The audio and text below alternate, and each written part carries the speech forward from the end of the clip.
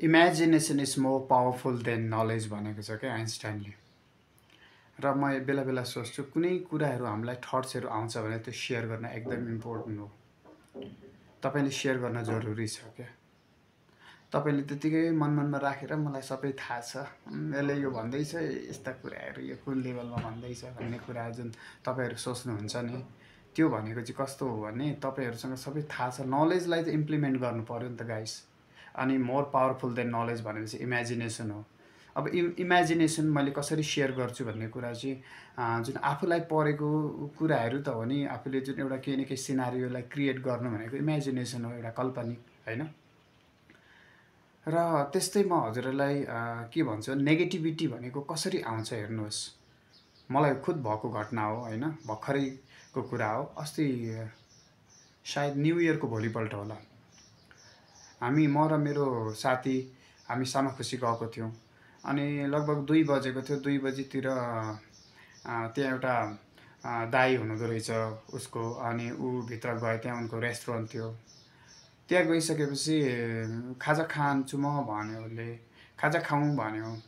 अनि के छ खाजा भनेको मोमो चाउमिन त्यस्तै त हो, नेपालमा त्यही त हो सबैभन्दा फेभरेट होइन सबैको। तर म खान्न, हेर्नुहोस् गाइस, मोमोहरू म त्यस्तो केही खान्न होइन। अनि म चाहिँ के खानु पर्यो भनेर त्यो होटलदेखि त बाहिर गएको एउटा किराना पसल रहेछ जसमा फ्रुट्सहरू पनि बेच्न राख्दो रहेछ है। अब यहाँ कस्तो कुरा भयो या तपाईँहरूलाई भन्छु है। अनि यसो भित्र हेरेको एउटा केटी रहेछ होइन, लगभग ब्याचलर पढ्ने जस्तो केटी थियो। चस्मा लगाएको। अब उसलाई वर्णन गर्नु पऱ्यो भने चस्मा लगाएकी, काली काली परेकी होइन, हल्का पिम्पल्सहरू निस्केको अनुहारमा, यस्तो निधारमा त्यस्तो थियो केटी। अनि त्यहाँदेखि बहिनी एप्पल छ भने, एप्पल पनि भन्यो। मैले स्याउ छ भने, स्याउ भन्दा उसले बुझिनँ। अनि नबुझ्दाखेरि एकछिन हजुर भन्यो उसले, स्याउ छ स्याउ भने मैले। अनि स्याउ भन्यो उसले, स्याउ छ त भनेर डालीसँग दिएँ क्या।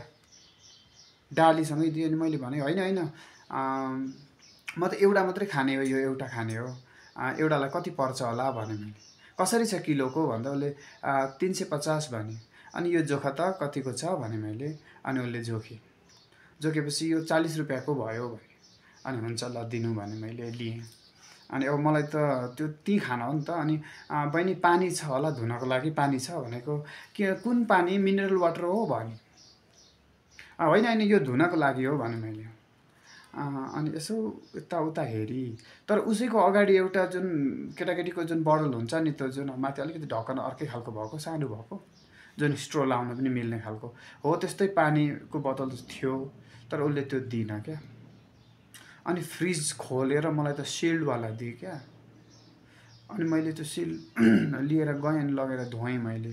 अनि त्यो धुन्जेलमा मलाई हेर्नु है, नेगेटिभिटी कसरी आउँछ, नेगेटिभ कस्तो थट्सहरू कसरी आउँछ होइन। अब आइ त हाल्यो, अब आइसकेपछि अब आउँदैन भन्न मिल्दैन, आयो। अब मलाई साँच्चै भन्नु पर्दाखेरि हुन त त्यो मेरो पाप होला।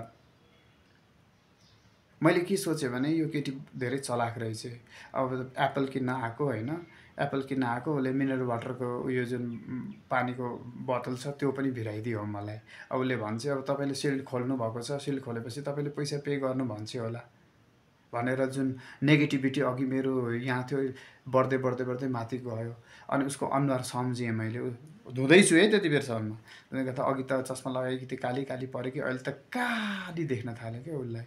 त्यो पिम्पलहरू पनि पुरा फुट्न आँट्यो कि, यत्रा यत्रा डर लाग्दा पिम्पल जस्तो लाग्न थाल्यो। कस्तो सोच्ती रहेछ भन्ने खालको सोच आयो। अनि धोइसकेर भित्र गएर अनि त्यहाँदेखि अब एउटा हातमा बोतल छ, एउटा हातमा स्याउ छ। अनि मैले भने बहिनी यो पानीको बोतलको पैसा मैले नि पे गर्नु पर्यो है भने मैले। त्यो भनेपछि त होइन पर्दैन, तपाईँलाई किन चाहिने हो र भने मलाई। होइन होइन, किनकि यो सिल्ड थियो, मैले त्यो सिल्ड निकालेँ होइन। अनि यसको त पानी, अब यसको पैसा त मैले दिने होला नि त भनेको। होइन पर्दैन, यहाँ हामीलाई पनि चाहिन्छ, तपाईँलाई चाहिन्छ भने लानु, नत्र पर्दैन भने।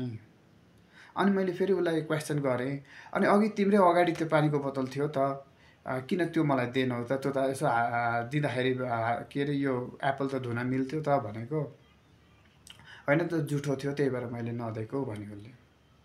अब हेर्नु मेरो अघिको जुन नेगेटिभिटी फेरि त्यो तल झरेर फेरि पोजिटिभिटी माथि गयो क्या फेरि। काली काली परे पनि कति राम्री, कति के अरे शील स्वभाव भएकी, कति राम्रो सोच भएकी रहेछ होइन।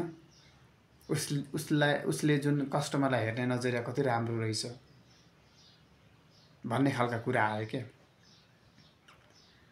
अनि चाकु देऊ न भने मैले चाकुले के अरे त्यो एप्पललाई एकदम मसिनो बनाएर काटेँ। अनि त्यत्तिकै हातमा एउटा खाँदै लिएर गएँ। अनि लगेपछि त्यो रेस्टुरेन्टको दाइ अनि यता मेरो साथी थियो, उनीहरूलाई यो इमेजिनेसन मैले सेयर गरेँ क्या। सेयर गर्दा सबैजना हाँसे होइन, कस्तो राम्रो इमेजिनेसन बन्यो होइन, नेगेटिभिटी कसरी आउँदो रहेछ भन्ने कुरा। अनि त्यो सेयर गर्दै अब एप्पल खानु भनेर दुईजनालाई दिएँ। उनीहरूले खाइसकेपछि त एप्पल त यस्तो मिठो क्या फेरि। अनि कति मिठो भनेको त दाइले नि तपाईँले किन त्यो राम्रो सोचेर हो भन्छन् फेरि। होइन, साँच्चैको राम्रो मिठो थियो क्या। अनि यस्तो मिठो त्यो इमेजिनेसन पनि मैले उनीहरूलाई सेयर गरेँ क्या।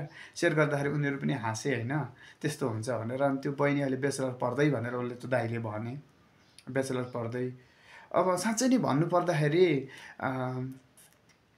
त्यो इमेजिनेसन कसरी बनिँदो रहेछ उति बेरैको उति बेरै होइन, त्यो म खुसी भएँ क्या। किनभने त्यस्तो इमेजिनेसनहरू सेयर गर्न पाउँदा हजुरहरूलाई पनि राम्रो लाग्छ होला यसै पनि होइन।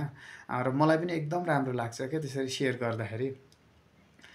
नेगेटिभिटी कसरी आउँछ हाम्रो एकैछिनमा आउँछ र एकैछिनमा हाम्रो बिलिफ सिस्टम तोडिन्न 1 सेकेन्ड पनि लाग्दैन क्या। त्यही भएर अनि भरे त्यो साथीहरूले नि साथीले के भन्यो भने जो 1 किलो किनेर ल्याउँ भनेर फेरि 1 किलो किनेर 350 को 1 किलो किनेर मैले नि पैसा दिएँ। अनि फेरि 1 किलो किनेर ल्यायो कि। अनि 2-3 दिनसम्म घरमा बसेर खायौँ त्यो एप्पललाई। अनि त्यो इमेजिनेसनको भिडियो पनि मैले बनाएको थिएँ, तर अलिक राम्रो थिएन त्यो। आजको चाहिँ यो चाहिँ अलिक राम्रो लाग्यो मलाई होइन, राम्रै छ, यतिको ठिकै छ। चस्मा पनि लगाएको छु, ठिकै छ। र यो चस्मा चाहिँ किन लगाएको भने म बाहिर जाने बेलामा मात्रै आउँछन् कि यस्ता इमेजिनेसन, यस्ता थट्सहरू। अनि अब बाहिर जान आँटेको, अनि चस्मै लगाएर बनाइदिउँ नि त भनेर बनाएको। र सोच जसरी पनि आउँछ हेर्नुहोस्।